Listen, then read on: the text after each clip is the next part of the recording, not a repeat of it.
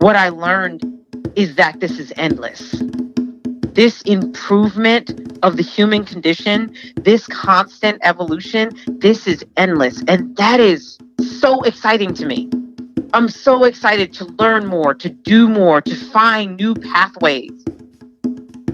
It's a really big deal to know that you're never done. Hi, it's Steph, and that was the voice of SHAHADA KARIM. She teaches yoga and wellness, and she leads by example. I've taken hot yoga classes from her, and she is a great teacher for her knowledge, her clarity, and her energy. In this episode, we talk about how making a career change after 25 years brought SHAHADA to where she is today. We talk about how you can view your own health journey and life experiences through a specific 3-part paradigm. If you desire change, SHAHADA offers one piece of advice on where to begin with that. And we discuss how opening yourself to life is a most valuable key to peace. SHAHADA's energy is high, and I know you're going to feel it. This is the Another Door Opens podcast, and I'm your host, Stephanie Hamango. Here is SHAHADA KARIM. You are wellness focused. How do you describe your teachings, and what is your leading motivation behind what you do? My teachings are inside out. We start from the inside and we work out. And it comes from understanding that technically, when you get down to brass tacks, what's inside of you is the thing that affects change. What's outside of you doesn't really affect change because you can't control anything outside of the borders of your skin. That's just a fact. So if you can deal with what's happening inside in terms of food, in terms of thought, in terms of intention, which translate to physical action that then has an effect on the things outside of your skin. But it's through you that you make the change. You cannot expect someone else to change. You cannot force something else to change from the outside in. You have to do the work and then move from the inside out to inspire and hopefully uplift and encourage others to do the work together. And together we affect change. How did you learn how valuable it is to work from the inside out? How did that lesson come to you? That's an interesting question.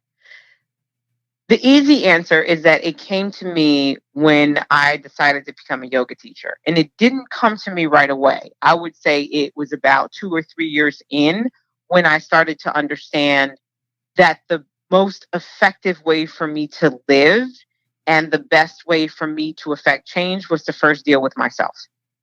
During my first training, I would say the catalyst happened during my first training. During my first training, I was trying to deal with a friendship that was not good for me. And I didn't know how to deal with it. And one of the things about my personality up until that point was that I was a know-it-all. I was obsessed with being right. And the person that I was friends with would sometimes bait me or antagonize me because she knew this about me. And it would send me into a tirade and it would stress me out a lot. And it's not even that this person was a bad person. It's just that this was my trigger and she knew the button. And so she would push the button early and often. In the middle of my training, I was taking notes, and I still have the notes to this day. I was taking notes in my workbook, and my teacher was teaching us about energetic centers and how we use those energetic centers to move from the inside out. And she said, do you want to be right or do you want to be free? And I never forgot it. And I wrote in all caps in my workbook, I want to be free. But I had no idea what that meant. I had no idea how to get there. So it was really in that moment, that was the catalyst that started my training from the inside out. That was the point where I stopped trying to think about all of the things that are around me that were so wrong that I wanted to be right. I'm right because I know, and I did the research, and I know if we do it this way, then it's going to work. Well, it doesn't matter if I think I know that, or if I actually do know that. If I am not dealing with things outside of me that are willing to go in that same direction, then I'm just ice skating uphill. And that was frustrating to me. I didn't know how to deal with it. And what I learned is that it doesn't matter. It matters the work that you do on the inside. It doesn't matter if someone is not willing to do the work with you on the outside. That's none of your business. Your business, your focus is you doing the work, and your hope is that in doing the work, you inspire others to act. You have to be willing to work on yourself. Was that a hard pill to swallow? Was there a certain form of acceptance that happened in that space where you finally said it's going to be me?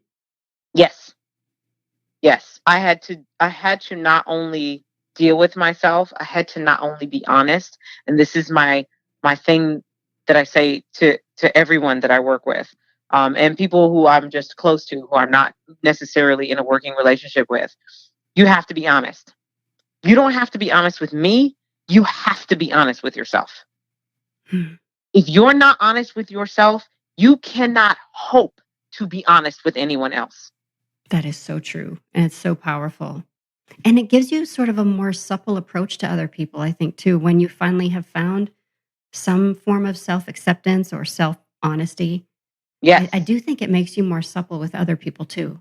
It absolutely does. I like that word, supple. Yes, it makes you less rigid and more empathetic.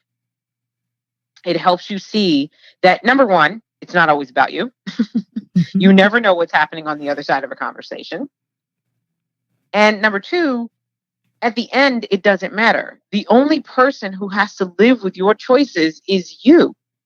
You do not have to live with someone else's choices, no matter how much you think you have to. That's part of the problem. That's part of the thing we put on ourselves, right? Well, I didn't have a choice. This is the choice that you made. I am not saying that you had a bad choice and a worse choice. Maybe you did have a bad choice and a worse choice, and you made the choice that you could live with, no matter what that choice is. Choices are benign. What we start to think of instead of something being good or something being bad is that something is either balanced or it's imbalanced. And sometimes the way that we weigh that balance is in consequence. Okay, don't you think you'd like to hear that one more time? I asked Shahada to repeat that thought. Sometimes things are neither good nor bad. Sometimes they're just balanced or imbalanced. And we weigh that balance in terms of consequence. I asked Shahada, if you lay that lens of balance, imbalance, consequence over anything, does she still think it applies? She said that in her view, it applies to everything. And as a person who works with multiple humans, multiple personalities, multiple ways of thinking, beliefs, I have to look at things in terms of balance or imbalance. To illustrate, Shahada transitions to a story here about an experience she had that some of you may find disturbing. I was a new teacher, and the student came into my class and he had a huge swastika tattooed on his back. I didn't know that he had the tattoo. I think that he thought I was the secretary. So if you know anything about core power, we check in our students at the desk, right? He comes in and he goes, "My doctor said I got to take yoga," which is normal, right? People come in and they're like, "Yeah, I don't know anything about the yoga thing. My doctor said I got to take yoga." I'm like, okay. And he's fine. He's not treating me any kind of way. He's not acting any kind of way. I have no indication that he holds some core beliefs that are contrary to my right to exist. So he comes to class. He goes to hot power fusion class. And I don't know that he was ready for the heat. So he comes into class and it starts getting hot. And so he starts taking his clothes off. And I'm at the front of the room for most of the class. I walk around. We go down in the half pigeon. So we're about 40 minutes into class. We go down to half pigeon. He has taken his shirt off at this point because it's really freaking hot. And I come around the back end of the room and I see the tattoo. Here's the thing. The other thing that I believe is that you have to take responsibility for your part in your drama. The thing that happens to you, the thing happens, right? And it's not a good thing and everything's terrible. But there has to be a point where you sit down and go, okay, A, have I contributed to this? B, what is my responsibility in this? and see, how do I weigh the balance? How do I balance this back out? So I see the swastika and I'm like, crap. And I immediately freeze. Now, at the beginning of class, as we're required to say, I say, if anybody does not want me to touch them, please raise your hand, right? I might try to adjust you. It is your right to say that you don't want to be touched. He didn't raise his hand. And we were in half pigeon and he was going to mess his hip up. He was leaning too far to the right and his knee was kind of funny. And I was like, I gotta help this guy because he's going to screw his leg. And in that moment, I forgot about the tattoo. And what it might mean to me. So the way that we approach students is we clap our hands softly and then rub our hands together. So just let the student know that you're there. And then you reach for them. I have now added a verbal, may I adjust you? But at the time, I didn't do that. I just kind of clapped my hands, rubbed my hands just so he was aware I was there. And I went to go move his hip and he didn't even look up. He reached around and wrapped my knuckles perfectly. You know that perfect point where the pain is so bad you just open your mouth and no sound comes out? That's what happened to me. I was just like, I just pulled my hand back. He never looked at me. He just like wrapped my knuckles to get away from me. Don't touch me. And I didn't touch him. Taught the rest of the class. We were close enough to the end of the class that I was able to get over myself and teach the class and go about my business. He never said a word. He left. Next week, he came back. Week after that, he came back. And he kept coming. For 3 years, he kept coming. Then he told me he's got really sensitive eardrums. So could I turn the music down a little bit? Because it's been, he was older. He was in his late 60s, maybe early 70s. And he was like, my eardrums are really sensitive. And so sometimes it's not necessarily the volume of the music. Like if it's something's too high or too tinny, it bothers his ears. So I learned that about him. I learned he had a daughter that he didn't really talk to. I learned his hips hurt. The only reason he's in there is because his doctor said, you've got to learn how to relax. So he was high strung. We never talked about the tattoo. We never talked about the fact that he cracked me on my hand that first time. But he kept coming. That was my lesson. What did it say to you? A body is a body. A human is a human. We get screwed up along the way, but we don't come into this world tainted, damaged. And I don't know why he ended up that way. Maybe he wasn't the guy that was at the head of the Aryan Nation. Maybe he felt guilty and he got guilted into getting the tattoo.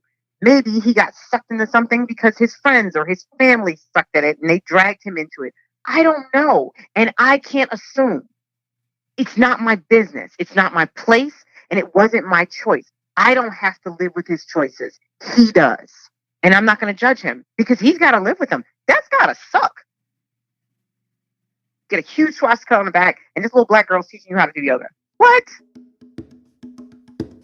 So since Shahada had previously talked to me some about her journey to openness, I asked her if she had already begun her opening work at that time.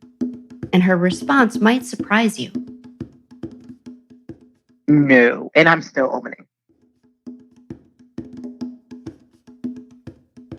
Before all of this, Shahada told me she had a long career in Los Angeles as a TV producer and writer for 25 years before making a full-time jump to wellness.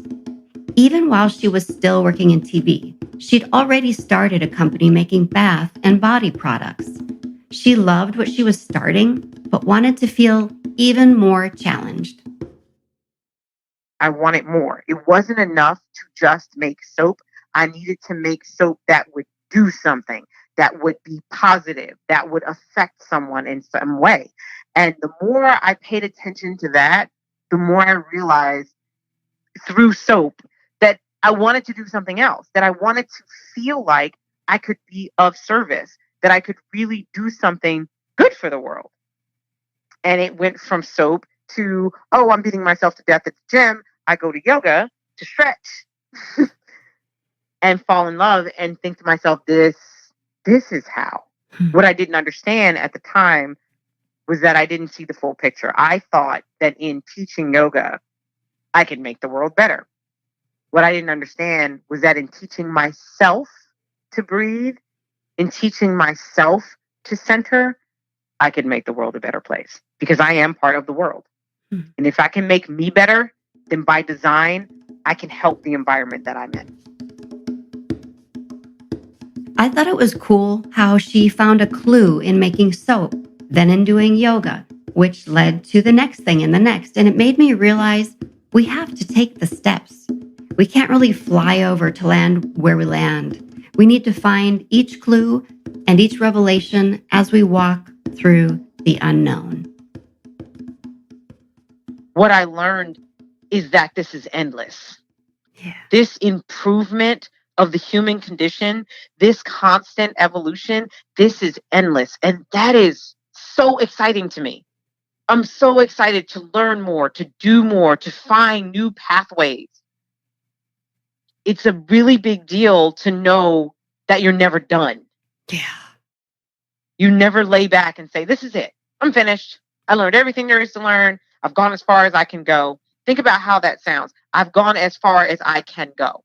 You have, by design, limited yourself. Of course you haven't. You're still breathing. And as long as you have breath, you have another opportunity to open to possibility. In what way would you say, on a physical and on a psychological level, you changed yourself through the process of moving out of one career, moving into another? In what ways would you say you changed your own life most significantly? Physically, I am stronger, and not just in muscle mass or body shape, or not in a physical way, not in the way we're in the aesthetic, right? Mm-hmm. But I can do more with my body than I thought was possible. The easy answer to the psychological shift is that I learned how to listen.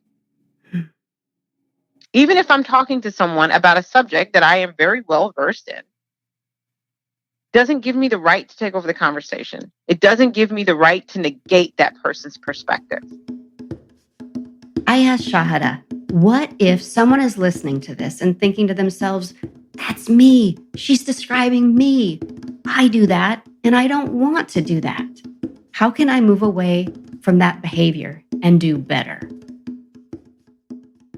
You be honest with yourself. You have real, honest, open dialogues with yourself. There was a joke when I was younger, because I was a very chatty child, as you might imagine, and this carried into my adulthood. And when I was younger, there was a woman who was a friend of my mother's, and she said, I remember when I was a very chatty child. And my mother would say, when you start talking, or when you insert yourself into a conversation, ask yourself 3 questions. Was anyone talking to you? Is it any of your business? Will you add anything to the conversation? If the answer to any of those questions is no, be quiet. I took that with me into adulthood because, as karma would have it, my friends would have kids and they'd be precocious. They interrupt conversations. They come say things. So I would sometimes say, hi, was anyone talking to you? Is it any of your business? Do you have anything to add to the conversation? Now, when you say this to a 5-year-old, they immediately become confused and they just walk away. But eventually I learned to apply that to my adult self. One of the most profound things that I took away from our conversation last time, and indeed already today, is your focus on balance and imbalance. But I just want to come back to health for a moment. When we spoke before, you also talked about discovering an imbalance within yourself. And I think that was discovered through study of Ayurvedic medicine. Is that right? Yes, it's through Ayurvedic nutrition. Okay. So what we have done, especially in our society, is we have become extremely imbalanced in terms of food because we equate food with feeling. So we eat how we feel. And we celebrate this. We celebrate it through marketing. We celebrate it in our families. I have a craving. So when you have a craving, you go do this thing. You never consider consciously what the thing you are putting in your body, what effect it has on the balance of your body. So a lot of times we talk about the obesity epidemic, and we don't talk about why we're obese, because we can't. We don't talk about why we're obese because obesity is an acceptable form of being, because if it was unacceptable, the things that poison us would not exist. The companies whose foods poison us would not exist. Food science is a thing. There are food scientists who design combinations of sugar, salt, fat, and acid to addict us to a thing for marketing purposes. We're obese because we're misinformed. We're obese because we don't understand the value of having a balanced body. And I'm not talking about fat or thin. I'm talking about balanced and imbalanced. Okay, we're about to hear about doshas, vata, pitta, kapha. Think of them as types of energy. Shahada told me her body has a tendency to hold too much pitta, or fire. So pitta, so this is when we go back to Ayurveda. We have all of the elements. We have air, space, fire, water, and earth. We have all of them. Everybody carries them, right? And our bodies respond in kind, sometimes in our personality. Like I said, I talk too much. I was a know-it-all. I fueled my fire. My pitta was very, very high. Pitta will manifest physically. It always manifests typically in a personality. I can usually talk to a person for about 5 minutes and I can figure out their doshic makeup simply because of the way they present, right? We all present a certain way. As soon as I tell somebody I'm pitta and they know what pitta is, they go, oh yeah, I know, I can tell. I'm very fiery. I'm very determined. I lead head first into a thing, right? Physically, the way that manifests is that I had a lot of inflammation in my gut because I liked a lot of fiery foods. Love cayenne, love ginger, love anything spicy. The hotter, the better. Mm-hmm. Also like very salty and very pungent foods. I still like all of those things, but because I've learned how to balance everything out, I don't just gorge myself on those things without consideration to what I can balance it with. Because in my body, it manifests as inflammation of the gut. It manifests as quick weight gain and quick weight loss. So I could gain weight fast and I would lose weight fast. And it was usually the same 10, 15 pounds, right? Gain it, lose it, gain it, lose it, gain it, lose it. Inflammation all along the way. Sometimes I'd have trouble sleeping. I also had terrible, terrible acne. I look at you and I see glowing, healthy, radiant skin and a glowing, healthy, radiant person. Thank you. A lot of it is just constantly striking the balance. Remember how I said the work is never done? Mm-hmm. We are always looking to strike the balance in our elementals. Always. There's some days where I'm a little more pitta. Some days I'm a little more vata. Some days I'm a little more kapha. So kapha is earth and water. Vata is air and space. Pitta is fire. So when you do a test with me about your nutritional profile, when we're working out your nutritional profile, that is one of the things we take into consideration.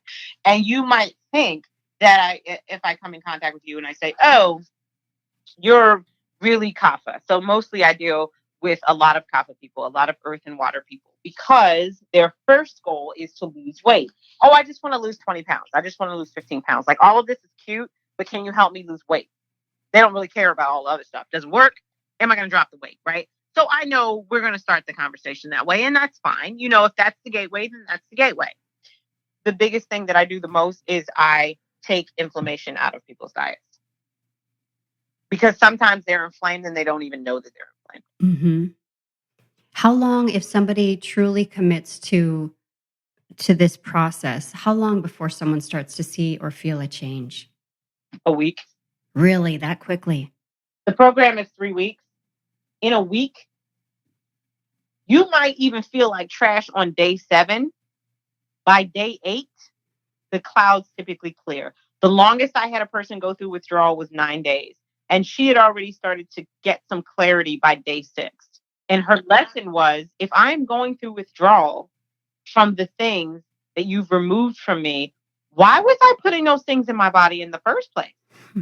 There can be sometimes real withdrawals. I think that it speaks to the addictive nature of food. For us, food is feeling. The withdrawal that we go through, yes, it's physical, but it's also psychological. It's in that exploration that we start to learn about ourselves. We start to learn, oh, no, it's not just food for us. We tend to see the thing as we are. Right. And a lot of times people don't know that until something's been taken. Well, they feel like something's been taken from them. If someone wants to find out about their own balance and imbalance, what would be a first place to begin? Where can we look in ourselves to start? How do I feel? That's the first question. How do I feel? And sometimes it takes longer than you think it does to answer that question. Before we wrapped up our conversation, I wanted to know what Shahada had coming up. The next thing is our community cleanse. We do a community cleanse 4 times a year. So the beauty of the community cleanse is that everybody starts at the same time and everyone ends at the same time. We've built a community around the people who have done the program. Even though each of their programs were individual, there's still an entire community that lifts them up and supports them for the rest of their lives. We've had people do the cleanse once. We've had people do the cleanse 10 times. The cleanse is your blueprint. That's what we're looking for. We're looking to strike a balance and create a blueprint for you, something that you can reference for the rest of your life. It's yours. Will you learn something valuable about yourself? Will you take those lessons into the rest of your life? Likely. We haven't lost one yet. Where can people find you online if they want to learn more about what it is you teach and also products you sell? They can Google my name. Shahada Karim will give you everything that you need. The 2 companies are both under Habibi. So one is habibibody.com and the other one is habibibodysport.com. So they both have Habibi in the name. And social media? Shahada Karim across the board. You can find Habibi Body on Facebook and on Instagram. You can find Habibi Body Sport also on Facebook and Instagram. And if you just go through my name, if you just go through Shahada Karim, all the links are there. Beautiful. And I had to ask, I wondered, what do the words "another door opens" mean to Shahada? It means always being open to the idea of possibility, to understand that the work is never done, and that it's okay to be curious, to look maybe through the crack of that door. Maybe you're not ready to jump through the door, right? I think sometimes we think, oh, this thing happened, I should go in all in. Maybe I just want to put my toe in the door to keep it cracked a little bit and see what might happen. And then maybe I open the door a little bit more. The idea is that I'm always open to possibility.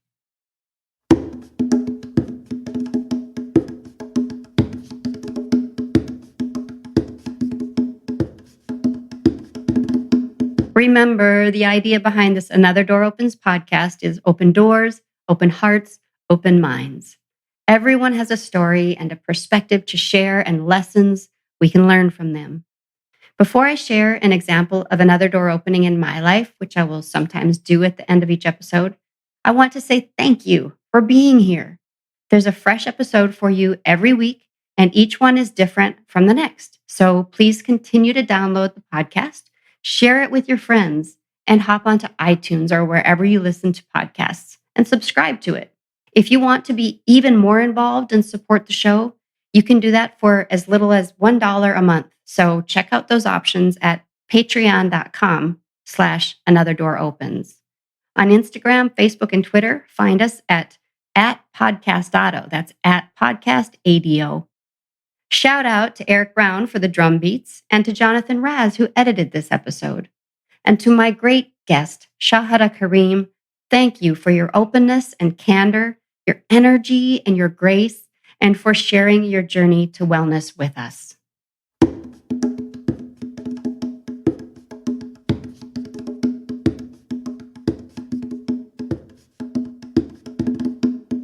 So here's my short story of another door opening in my own life. I just thought I'd share a reminder of the power of a simple, random act of kindness that happened today as I write this closing section. As our neighbor was pulling out of her parking place this morning and I was coming in from a run, she rolled down her window to say good morning and asked if I wanted anything from the store. I thanked her for the offer and said we were good. I told her to buy herself some flowers. Fast forward a couple of hours, and I heard a knock at the door. She had bought Eric and me some beautiful yellow flowers with a few branches of eucalyptus and put them in a tall, clear vase for us. They were so gorgeous and elegant. And I don't know why she did it, but I was taken by surprise and was truly touched. So we bought some sunflowers later and gave them to an unsuspecting high school graduate in the neighborhood to pay it forward. And it felt awesome. So I ask you, today, what random act of kindness can we all do for some unsuspecting person? Okay, you good people, hop online, tell me in the comments about some random acts of kindness. Let's flood the feed with good ideas. Thank you for being here. See you guys next time. Love you. Bye.